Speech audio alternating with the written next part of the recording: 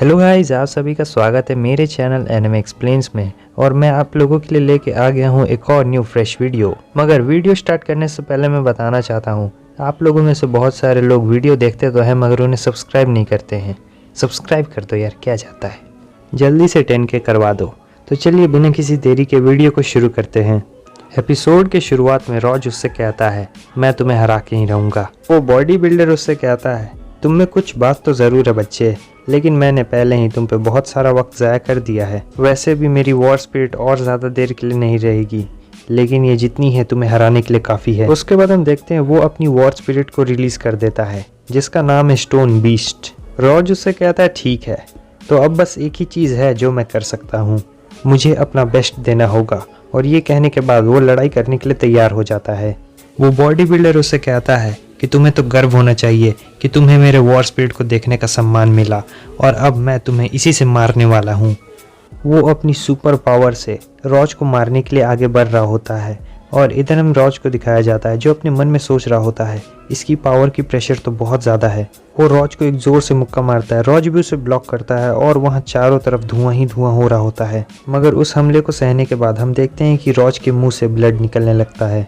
वो बंदा कह रहा है, ओ खून निकल रहा है, तुम जानते हो ना कि ये निकलना अच्छी बात नहीं है। जब वो ये बात कह ही रहा होता है तभी रॉज अपना एक और मुक्का उसके चेहरे पे मार देता है। अब बॉडी बिल्डर बहुत ज़्यादा गुस्से में होता है और वो रॉज से कहता है कि तुम्हारे हमले तो ऐसे लग रहे हैं जैसे मुझे कोई चींटी काट रहा हो।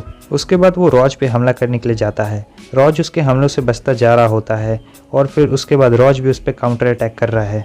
वो बॉडी बिल्डर कहता है, तुम बेवकूफ़ बच्चे कहीं के, मैंने तुमसे कहा ना कि तुम्हारे अटैक मुझ पे कोई असर नहीं करेंगे, मैं तुम्हें दिखाता हूँ कि असली अटैक कैसे किया जाता है। उसके बाद वो बॉडी बिल्डर अपना एक नया मूव इस्तेमाल करता है जिसका नाम होता है डिवास्टिंग अर्थक्वेक। इस तरफ रॉज की हालत काफ़ी ख़राब हो चुकी होती है और उसे बहुत सारे गहरे चोट भी लगे हैं। वो बॉडी बिल्डर कहता है, अगर तुम मरना ही चाहते हो तो चलो मैं तुम्हारी इस इच्छा को भी पूरा कर देता हूँ। उसके बाद हम देखते हैं कि वो दोनों एक दूसरे की तरफ काफ़ी तेज़ी से आगे बढ़ रहे होते हैं। ली अपना पंच उस बॉडी बिल्डर के चेहरे पे मारता है और वो बॉडी बिल्डर अपना पंच ली के पेट पे मारता है। वो बॉडी बिल्डर तो अपनी जगह से ज़रा सा भी नहीं हिलता है, लेकिन ली काफ़ी दूर जाकर गिर जाता है।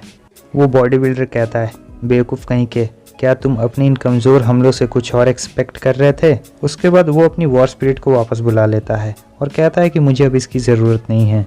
तुम्हें क्या लगता है तुम मुझे हरा सकते हो? अगर तुम अपने वॉर स्पिरिट को अपने फीस्ट से फ्यूज़ कर लोगे तो? गधे कहीं के। रॉजर उससे कहता है, सबकी कोई ना कोई कमज़ोरी ज़रूर होती है और जितने तुम बड़े होगे उतनी बड़ी तुम्हारी कमज़ोरी होगी। और ये बॉडी बिल्डर अपने मन में सोच रहा होता है, ये बच्चा ये अभी तक हारा नहीं, भले ही तुम्हारी बॉडी सॉलिड क्यों ना हो, लेकिन फिर भी उसमें मांस और खून तो है ही, सो तुम्हारी कोई ना कोई कमज़ोरी तो ज़रूर होगी। वो बॉडी बिल्डर इससे कहता है, तुम अपनी ये बकवास की बातें बंद करो, तुम्हें क्या लगता है कि तुम अपने एक पन से मुझे ख़त्म कर डालोगे? रॉज उससे कहता है, क्या तुम्हें कभी किसी मधुमक्खी ने काटा है? वो कहता है, क्या मधुमक्खी? तुम ये क्या बात कर रहे हो?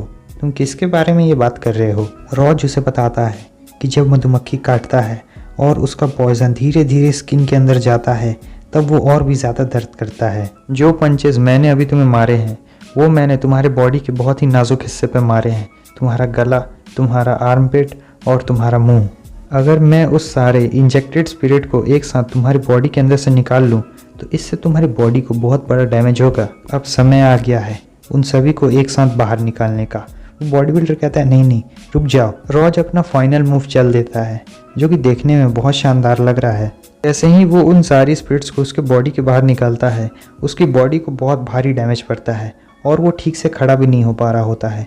वो बॉडी बिल्डर सोचता है आखिर ये कैसे हो सकता है और फिर गिर जाता है। और फिर रॉज उसे कहता है, मैंने तुमसे शुरुआत ही में कहा था कि थैंक यू कहने की कोई ज़रूरत नहीं है। उसके बाद वो उस स्क्रोल को उठाता है और फिर वहाँ से चला जाता है। सीन चेंज होता है और हमें एक बड़े से वाटरफॉल को दिखाया जाता है। हमें उसी छोटी लड़की को दिखाया जाता है। वो कहती है, मास्टर ज़ैंग वैंग, हम इसके अंदर कैसे घुसेंगे? इस बड़े से वाटरफॉल के अंदर वो गेट है। मास्टर, कहीं आप लेट तो नहीं हो गए हैं? वो कहता है, मैंने कहा ना शायू, इस छोटी बच्ची का नाम शायू है, तुम बहुत ज़्यादा बातें करती हो। और फिर वो अपना एक ही उंगली से उस वाटरफॉल को वहाँ से हटा देता है और गेट दिखने लगता है। उस गेट को खोल देने के बाद वो शायू पे कुछ जादू करता है और उसके चारों तरफ कुछ बबल सा बन जाता है। सीन चेंज होता है, हमें वापस उसी बॉडी बिल्डर को दिखाया जाता है जो कि अब होश में आ चुका है। उसका सर काफ़ी ज़ोर से दर्द कर रहा होता है और वो कह रहा होता है कि मुझे पता नहीं था उस बच्चे के पास ऐसे मूव्स भी हैं। और फिर वो अपने मन में सोचने लगता है, ये काफ़ी सोचने वाली बात है कि वो दूसरों की तरह कमज़ोर नहीं है। इधर हमें बिल्डिंग पे चढ़े हुए एक और न्यू कैरेक्टर को दिखाया जाता है जो कि इस बॉडी बिल्डर को देख रहा होता है। वो बॉडी बिल्डर जैसे ही उसे देखता है उसके तो होश उड़ जाते हैं। वो कहता है, जैन यिंग, असली जैन यिंग, आखिर ये यहाँ असेसमेंट एरिया में क्या कर रहा है। वो दूसरा वाला बंदा बहुत आराम से लैंड कर जाता है और उस बॉडी बिल्डर से कहता है, मैंने तुम्हारी और उस बच्चे की लड़ाई देखी, तुम बहुत बुरी तरीके से हार गए गंजे कहीं के। वो बॉडी बिल्डर कहता है, मैं तुम्हारी क्या मदद कर सकता हूँ। और वो अपने मन में सोचता है, ये बंदा, मैं इसकी पावर को महसूस कर सकता हूँ। वो दूसरा वाला बंदा कहता है कि वो बच्चा बहुत ज़्यादा इंटरेस्टिंग है क्योंकि उसने अपनी वॉर स्पिरिट को तुम्हारी कमज़ोर जगह पे इंजेक्ट किया और फिर उसे एक साथ ही बाहर निकाल लिया। मैं उसके साथ खेलने के लिए और इंतज़ार नहीं कर सकता हूँ। वो बॉडी बिल्डर चैन की सांस लेता है और कहता है, चलो, इसने मुझे इग्नोर कर दिया। वो बंदा वहाँ से जाने लगता है लेकिन वो अचानक से रुक जाता है और कहता है, तुमने क्या कहा था कि तुम आयरन वॉल हो। वो बॉडी बिल्डर कहता है, नहीं, ऐसा कुछ नहीं है, ये बस मेरे एक फाइटिंग स्पिरिट का एट्रीब्यूट है। वो दूसरा वाला बंदा कहता है, एक फाइटिंग स्पिरिट, वो भी हाई लेवल डिफेंस के साथ, चलो देखते हैं। उसके बाद वो दूसरा वाला बंदा बॉडी बिल्डर पे हमला करता है लेकिन बॉडी बिल्डर उसके हमले को रोक नहीं पाता और उसके चेहरे पे एक कट लग जाता है। और फिर इधर हम देखते हैं कि वो बंदा वहाँ से जाने लगता है और वो उस बॉडी बिल्डर को ख़त्म कर चुका होता है। इस बंदे के बारे में आपका क्या ख्याल है? निंजा जैसा दिखने वाला। सीन चेंज होता है, इधर हम देखते हैं कि मिस्टर गाओ से कोई फ़ोन पे बात कर रहा होता है और फिर मिस्टर गाओ डायरेक्टर्स कहते हैं कि असेसमेंट जोन जैंग यांग की एनर्जी से भर चुका है। डायरेक्टर उससे कहते हैं, वेल, ये तो ऑलमोस्ट हमेशा होते ही रहता है और ये भी तो एक असेसमेंट है ना। तभी मिस्टर गाओ से बताते हैं कि इस बार एक कैंडिडेट मारा जा चुका है, वो भी उसी जगह पर, और हो सकता है वो एक क्लास वांटेड क्रिमिनल हो। और फिर हमें क्रिमिनल्स के बारे में बताया जाता है कि इस दुनिया में क्रिमिनल्स को 3 कैटेगरी में बांटा गया है, क्लास सी, बी, ए और बहुत ही एक्सट्रीम या रेयर केस में क्लास एस।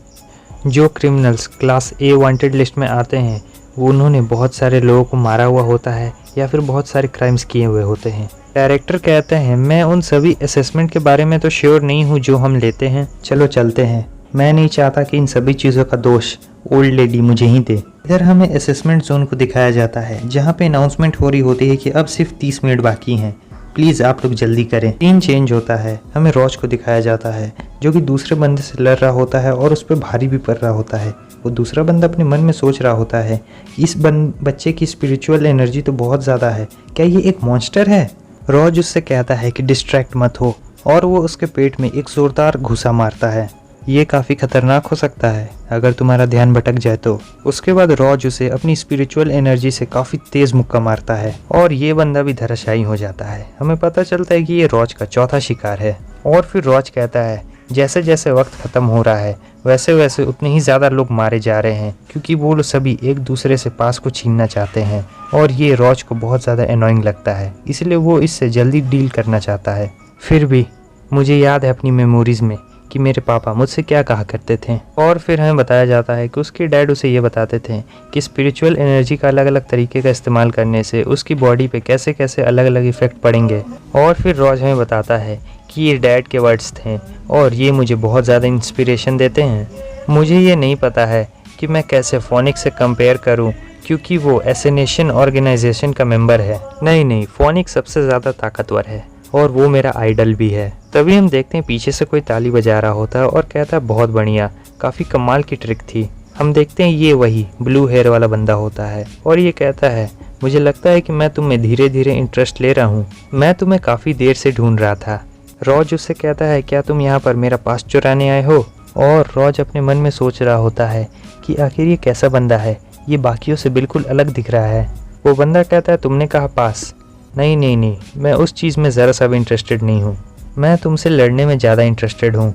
रॉज उससे कहता है कि ये सभी बकवास की बातें बंद करो, अगर तुम लड़ना ही चाहते हो तो तुम सीधे क्यों नहीं आ जाते। और वो अपने मन में सोच रहा होता है कि मैं टाइम का सहारा लूँगा ताकि कोई प्रॉब्लम ना हो। वो बंदा रॉज पे अपने हाथों से शूट करता है और इधर हम देखते हैं कि वो सीधे जाके रॉज के गालों पे लगती है और उस पर थोड़ा सा कट आ जाता है। और बस हमारा ये एपिसोड भी यहीं पे ख़त्म होता है। आपको क्या लगता है, क्या रोज इस बंदे को हरा सकता है? कमेंट करके ज़रूर बताएं। और यहाँ तक वीडियो देखने के लिए आप लोगों का बहुत बहुत धन्यवाद।